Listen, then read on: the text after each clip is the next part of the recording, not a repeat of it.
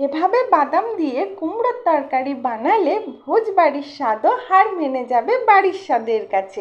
নমস্কার বন্ধুরা, আমার চ্যানেল রকমারি প্রণালীতে সকলকে স্বাগত জানাই। সর্বপ্রথম নিয়েছি আমি কুমড়ো আর চিনেবাদাম।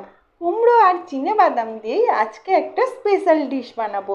কড়াইয়ে দিয়ে দিলাম সর্ষের তেল, তেলটা গরম হয়ে গেলেই দিয়ে দিলাম চিনেবাদাম। সামান্য একটুখানি নুন দিয়ে চিনেবাদামগুলোকে ভালোভাবে ভেজে নেব, তারপর কড়াই থেকে তুলে নিচ্ছি। নুনটা দিলাম যাতে বাদামের মধ্যে নুনটা ভালোভাবে ঢুকে যায়। কড়াইয়ে যেই অবশিষ্ট তেলটা আছে সেই তেলের মধ্যেই ফোড়নের জন্য দিলাম গোটা জিরে, লাল শুকনো লঙ্কা এবং একটা গোটা তেজপাতা। ফোড়নটাকে হালকা করে নাড়াচাড়া করে নেব। দিয়ে দিচ্ছি আগে থেকে কেটে রাখা কুমড়োগুলোকে ভালোভাবে আমি ভেজে নেব।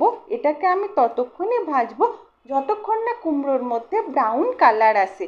তারপর দিয়ে দিচ্ছি প্রয়োজন মতো হলুদ গুঁড়ো, কাশ্মীরি লঙ্কার গুঁড়ো, ধনে গুঁড়ো এবং এই মশলার কৌটোর মধ্যে আছে জিরে গুঁড়ো। কিছুটা পরিমাণ জিরে গুঁড়োও দিয়ে দিলাম। দিচ্ছি প্রয়োজন মতো নুন এবং আগে থেকে গ্রেট করে রাখা আদা।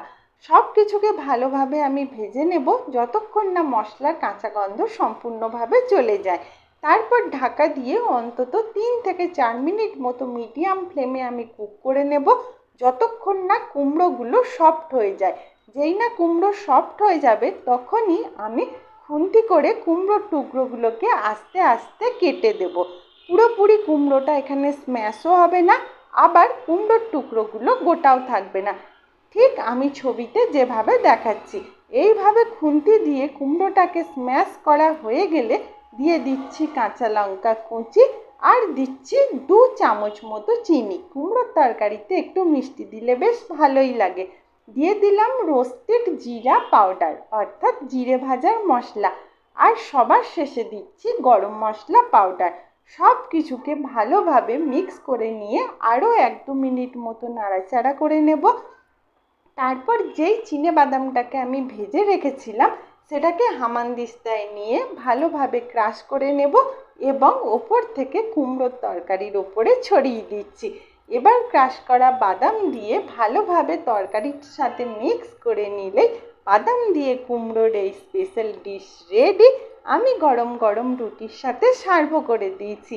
বাদাম দিয়ে এই কুমড়োর তরকারি রুটি, লুচি এবং পরোটার সাথে খেতে অপূর্ব লাগে।